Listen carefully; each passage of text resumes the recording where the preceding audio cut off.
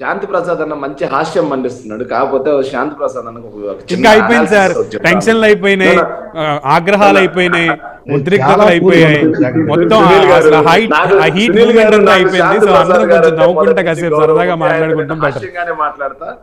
సునీల్ గారు, నేను మొదటి నుంచి ఆయన అంటే నాకు గౌరవం ఉంది, నేనంటే కూడా ఆయనకు అభిమానం ఉంది, మీ ఇద్దరు హాస్యంగా మాట్లాడుకుంటా, ఏ ప్రాబ్లం లేదు కదండి.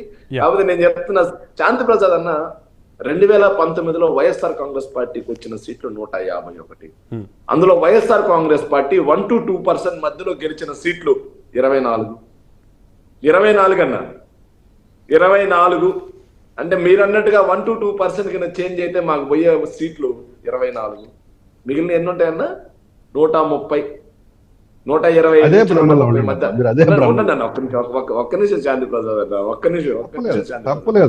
కాకపోతే ఏమవుతుందంటే సునీల్ గారు నేను క్లియర్ కట్ గా మేము ఒకటి మెన్షన్ చేస్తాం. మేము మెన్షన్ చేసేది ఏంటంటే, ఈ రోజు శేషు వచ్చేసి మా కూటమి, మా తెలుగుదేశం పార్టీ, మా చంద్రబాబు నాయుడు వల్లే గెలుస్తున్నామని చెప్పి ఆయన మాట్లాడచ్చు. శాంతి ప్రసాద్ గారు వచ్చి మా కూటమి, మా పవన్ కళ్యాణ్ గారి వల్ల గెలుస్తున్నామని చెప్పి ఆయన మాట్లాడచ్చు. కాకపోతే వైఎస్ఆర్ కాంగ్రెస్ పార్టీ నుంచి నేను క్లియర్ గా అప్పీల్ ఒక విషయం చేస్తాను.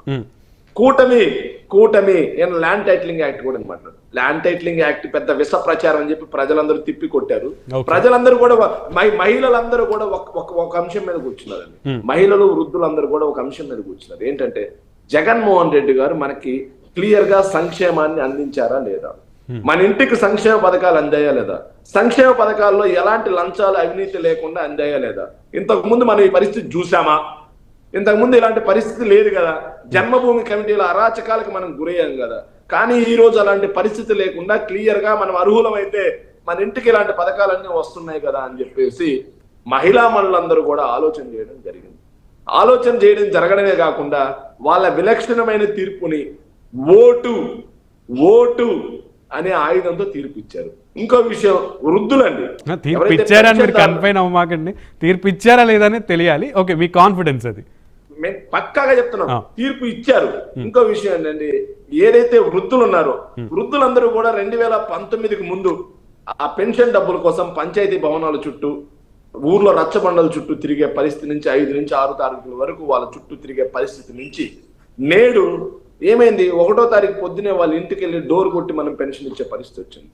ఆ పరిస్థితి వచ్చింది కాబట్టి వాళ్ళు కూడా చంద్రబాబు నాయుడు గారిని కాదని మళ్ళీ కూడా చంద్రబాబు నాయుడు గారిని చీకొట్టి వైఎస్ఆర్ కాంగ్రెస్ పార్టీకి చేకొట్టడం జరిగింది. ఇందులో ఎలాంటి సందేహమే లేదు, ఎలాంటి సంశయం కూడా లేదు.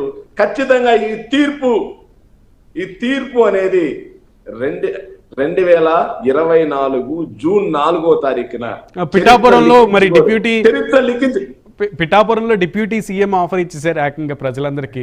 మరి పిఠాపురంలో నిన్న జరిగిన విషయం అంతా కూడా మీరు గమనించారు, దాని గురించి ఏం చెప్తారు?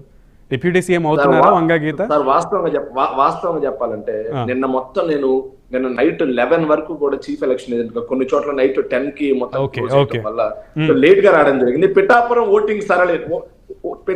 ఓటింగ్ సరళిని నేను ఖచ్చితంగా చూడలేదు కూడా, లేనిది చూడనిది మాట్లాడడం నాకు అయిష్టంగా కూడా ఉంటుంది. కాకపోతే నా మిత్రులు తెలిపిన దాని ప్రకారం అయితే కుప్పం, బాగా చూడండి sir, Kuppam, Hindupuram and Mangalagiri and Pithapuram, ఈ 4 సీట్లు ఉన్నాయండి. ఈ 4 సీట్లలో ఏ సీట్లు ఓడిపోతున్నాయో చూసి షాక్ గురవబోతున్న తెలుగు తమ్ముళ్ళు అని చెప్పేసి సాయంత్రం మీరు హెడ్డింగ్ పెడతారు. ఆ 4గిట్లో మీకు క్లారిటీ ఉందా? మీరు కాన్ఫిడెంట్ గా చెప్పగలరా? ఇప్పుడు నేను చెప్తున్నా, ఆ 4గిట్లో ఎన్ని సీట్లు వైసీపీ గెలుస్తుందని చూసి మీరే హెడ్డింగ్ పెడతారు. షాక్ లో తెలుగు తమ్ముళ్ళు, షాక్ లో జనసేన తమ్ముళ్ళు. పులివెందుల్లో జగన్మోహన్ రెడ్డి గారి మెజారిటీ ఎంత వస్తుంది సారి? పులివెందుల్లో జగన్మోహన్ రెడ్డి గారి మెజారిటీ ఎంత ఎక్స్పెక్ట్ చేస్తున్నారు? 1 lakh అండి. 1,00,000. మరి మీరు షాక్ అవ్వకుండా ఉంటారా 1,00,000 మెజారిటీ రాకపోతే? పులివెందుల్లో జగన్మోహన్ రెడ్డి గారిని ఓడించడం అసాధ్యం. ఓడించడం కదా, మెజారిటీ గురించి చెప్తున్నా. గెలుపోవడం అనేది ప్రజలు డిసైడ్ చేస్తారు. కాని పని లాస్ట్ టైం 90,000 వచ్చింది, ఈసారి 1,00,000 రాబోతుంది. రైట్. సో మీరు చెప్పిన 4 విషయాలు సెక్రటరీ గారు గుర్తుపెట్టుకోండి.